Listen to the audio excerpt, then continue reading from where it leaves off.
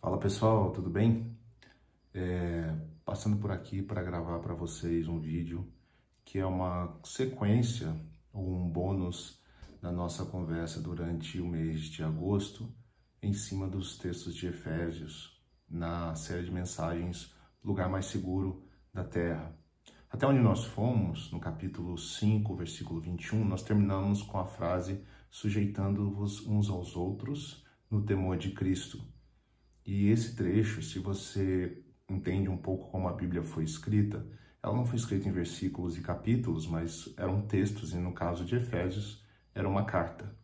Então, é uma carta corrida. Se você já recebeu uma carta da sua avó, se você já recebeu uma carta de um amigo, de um parente, um primo, você sabe do que eu estou falando. A carta vem por extenso. Eu nunca recebi uma carta, na época que a gente usava a carta, que viesse com capítulos e versículos. Então, aquele texto é todo uma sequência. Então, quando o Paulo diz sujeitai-vos uns aos outros, ele estabelece uma base para as relações dentro do convívio cristão, certo? Então, depois vão vir uma série de outras exortações, admoestações, ensino, né, dicas, o que você preferir aí como palavra, sobre os relacionamentos homem e mulher, pais e filhos, servos e senhores, etc. Claro que dentro do contexto de que Paulo estava, e é importante que a gente entenda como que isso influencia e como isso pode ser interpretado para nós hoje. Porque as escrituras, elas trazem princípios, né? Elas não são moldadas pelos tempos. A gente não lê as escrituras a partir do que está acontecendo hoje. A gente lê as escrituras de acordo com o que aconteceu na época, para entender o que eles pensavam na época, para verificar as condições da época e ver o que é que a Bíblia estava, o que a escritura ensina através dos seus apóstolos, através de Cristo, né, dos discípulos, o que ela ensina naquela época, o que ele aprova, o que ele contradiz, o que ele faz pensar de uma forma diferente, para que a gente possa aplicar a mesma coisa aqui.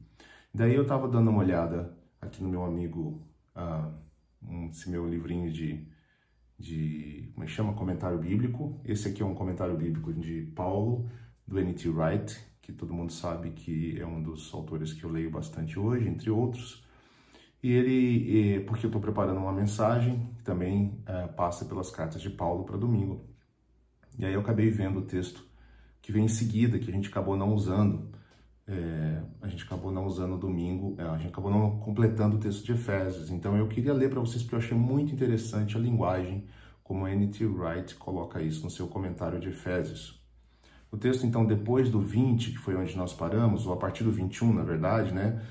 O N.T. Wright até coloca junto aqui. Ele diz assim: submetam-se uns aos outros por causa da reverência ao Messias.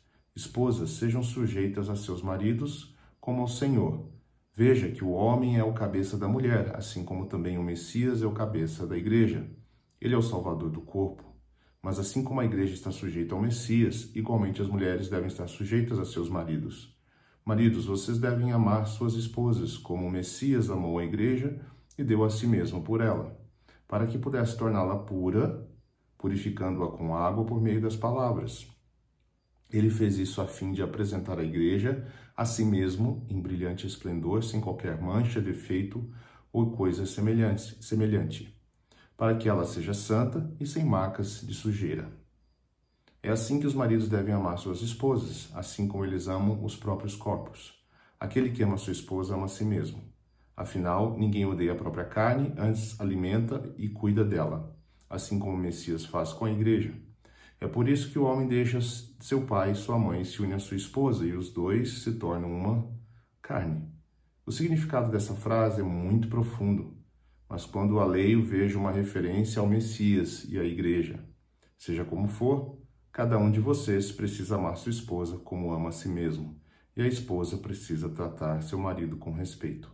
Então, versos 21 ao 23, né? Mais uma vez, o verso sujeitem-se uns aos outros é a base para as relações que vão ser explicadas por Paulo a partir daqui. E a primeira delas é sobre o casamento, o marido e a mulher. E se você reparou, eu li do 22 ao 33, são 11 versículos, 80% falando sobre o que o homem deve fazer e um pouquinho sobre o que a mulher deve fazer. Isso aí já dá uma pista. Mas eu quero ler para vocês na íntegra o que N.T. Wright escreveu comentando sobre esse texto. Para quem não conhece N.T. Wright, só para você tenho um pouquinho mais confiança dele do que talvez você tenha até em mim. Ele é hoje conhecido como um dos maiores teólogos do Novo Testamento vivos, tá bom? Não sei nem quantas obras ele tem só sobre o Novo Testamento, sobre todos os livros do Novo Testamento, sobre o Novo Testamento em si, às vezes sobre personagens do Novo Testamento. Ele tem um livro sobre Paulo que eu não terminei de ler, tá aqui atrás, mas eu preciso ler uma hora, mas eu já comprei, porque eu quero ler. Enfim, tá bom? Ele sabe bem o que está falando e a posição dele é bastante interessante.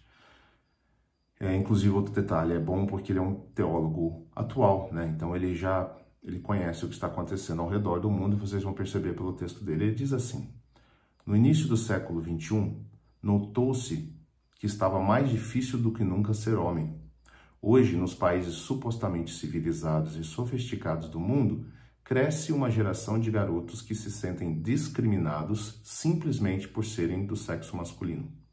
Eles têm energia e vigor, que com frequência se transformam em agressão e violência, sem ter ninguém para direcioná-los ou canalizá-los. Em geral, eles crescem em lares desfeitos, em que o pai biológico os abandonou definitivamente, e uma sucessão de outros homens chega e vai embora. Poucos homens se importam com eles, se é que chegam a se importar.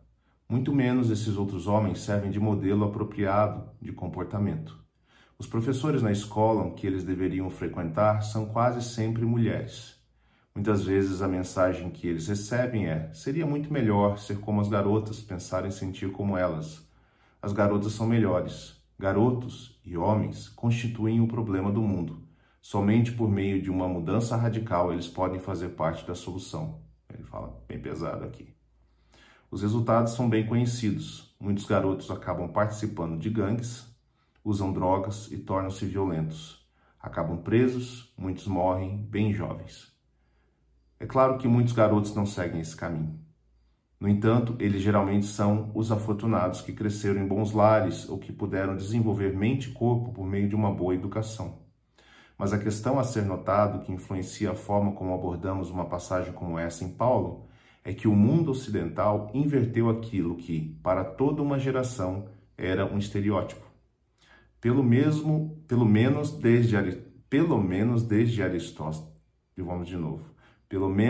desde Aristóteles, os homens consideravam as mulheres seres inferiores e muitas mulheres concordavam com essa avaliação. Nas últimas décadas, isso se inverteu na mentalidade popular. Agora, os homens é que precisam desculpar-se por serem do sexo masculino. A palavra testosterona, entre aspas, que se refere ao hormônio que produz e mantém as características masculinas secundárias, é usada com menosprezo ou de uma maneira abusiva para indicar que algum jovem rapaz está demonstrando uma tendência infeliz de ser, digamos, homem. Com esse ambiente intelectual, a ideia de Paulo, dizer que as esposas devem sujeitar-se a seus maridos, soa para muitos uma infeliz gafe social ou cultural. As pessoas que alegremente ignoram a moralidade tradicional e acreditam na liberdade de expressão, de repente se tornam moralistas e dizem que passagens assim são repulsivas e sequer deveriam ser lidas em voz alta. Mas, como sempre ocorre quando lemos a Bíblia, há muito a ser dito para pôr em xeque nossa atitude natural e, vamos admitir, algumas vezes agressiva com relação a passagens que nos parecem censuráveis. Também para refletirmos em profundidade sobre o porquê de agirmos assim e se realmente entendemos o que foi escrito. A coisa fascinante é que Paulo tem um jeito bem diferente de tratar o problema do papel dos sexos. Ele insiste em dizer que o marido não deve tomar como modelo nem o típico homem moderno, mandão ou brigão, nem o estereótipo antigo, mas o próprio Jesus. Mas você pode dizer que Jesus não se casou. Não, ele não se casou. Mas, por meio dessa carta, Paulo se refere à igreja como o corpo do Messias. E agora ele dá uma nova guinada no assunto. A igreja é a noiva do Messias, a esposa do rei. A igreja se tornou a noiva do Messias, não por ser arrastada até o altar pela força, mas porque ele se doou a ela total e incondicionalmente. Não havia nada que o amor pudesse fazer pelo povo do Messias que ele não tivesse feito. Apesar de a crucificação desempenhar papel crucial no pensamento de Paulo, Em quase todos os assuntos, em nenhuma outra passagem é descrita tão liricamente como um ato de amor completo e de entrega total. Paulo, com certeza, viveu em um mundo no qual as mulheres não apenas eram consideradas seres inferiores, com frequência, elas eram consideradas impuras. Suas funções corporais periódicas eram consideradas perigosas para um homem que quisesse manter a pureza. Paulo vê que a ação de Jesus, e pelo paralelo que estabeleceu a ação do marido, foi responsabilizar-se por conduzir a esposa à pureza perfeita. Em vez de rejeitar a esposa por causa de uma impureza, entre aspas, técnica, o marido deve estimá-la e tratá-la com carinho, cuidar dela e fazê-la perceber que é amada e valorizada em todos os momentos. Se os maridos, pelo menos os maridos cristãos, tivessem tentado seguir esse ideal maravilhoso, haveria menos resmungos sobre homens mandões ou valentões no mundo de hoje. Paulo pressupõe, assim como a maioria das culturas, que existem diferenças significativas entre homens e mulheres, diferenças que vão muito além das meras funções biológicas e reprodutivas. Suas relações e seus papéis devem, no entanto, ser mutuamente complementares e não idênticos. A igualdade nos direitos de voto e em oportunidade de trabalho e remuneração, entre parênteses, que ainda não acontece em muitos lugares, não deve ser tomada como sugestão de que tal identidade existe. E dentro do casamento, a diretriz é clara. O marido deve assumir o comando, apesar de fazê-lo totalmente consciente do modelo autossacrificial que o Messias forneceu. Assim que o ato de assumir o comando se torna intimidador ou arrogante, tudo desmorona. Se a diretriz ainda parece chocante nos dias de hoje, devemos nos perguntar: nossa sociedade moderna, na qual o casamento é geralmente uma tragédia ou uma piada, realmente oferece um modelo melhor de como fazer isso? Será que o espectro de lares desfeitos que entulham a cultura moderna ocidental indica que fizemos tudo certo e que podemos dizer ao restante da história da humanidade como finalmente resolvemos a guerra entre os sexos? Ou sugere que ainda precisamos repensar o assunto?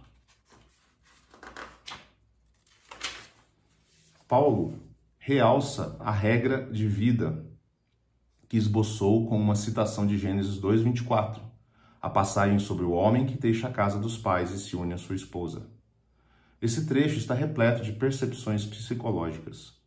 Em geral, o que tira um casamento dos trilhos é quando um dos parceiros não consegue distanciar-se emocionalmente de seus pais e devotar-se totalmente ao seu cônjuge. Vale a pena meditar a esse respeito. Mas Paulo também vê isso de outro ângulo. Lá em Gênesis, mesmo antes de a rebelião humana ter manchado o mundo em geral, e a relação entre os sexos em particular, ele tem um vislumbre da intenção última de Deus na criação. O homem, o Messias, deixará sua casa e sairá em busca de uma noiva. Leia Filipenses 2:6-11 ou Colossenses 1:15-20, na perspectiva dessa sugestão tão rica e fascinante. Contemple as muitas facetas pelas quais a verdade sobre o próprio Deus e a verdade sobre como vivenciamos nossos mais preciosos relacionamentos entrelaçam-se e criam uma beleza concedida por Deus, com a qual o mundo nunca sonhou. Esse é o pensamento de N.T. Wright, mais uma vez um teólogo atual, vivo, especialista em Novo Testamento, com certeza estudou esse texto todo no original, estudou ele no contexto do que os irmãos pensavam naquela época que escreveram o texto. O que Jesus fez está incorporado aqui. Paulo traz para nós esse pensamento. Lembre-se, sujeitando-se uns aos outros no temor de Cristo. Esse é o princípio. E depois começam então as sujeições mútuas com a responsabilidade de cada um e o papel de cada um.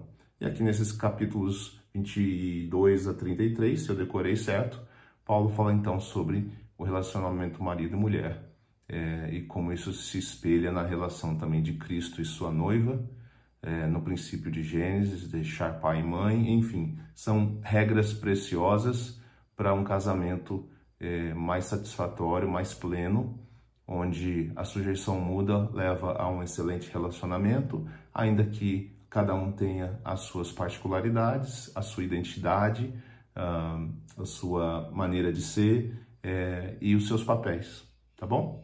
Então, eu só queria compartilhar isso com vocês, porque não vai ser uma pregação que a gente vai fazer, e eu pensei que talvez fosse interessante vocês terem interesse em ouvir sobre isso. Tá joia? Obrigado. Por hoje é só. Até mais.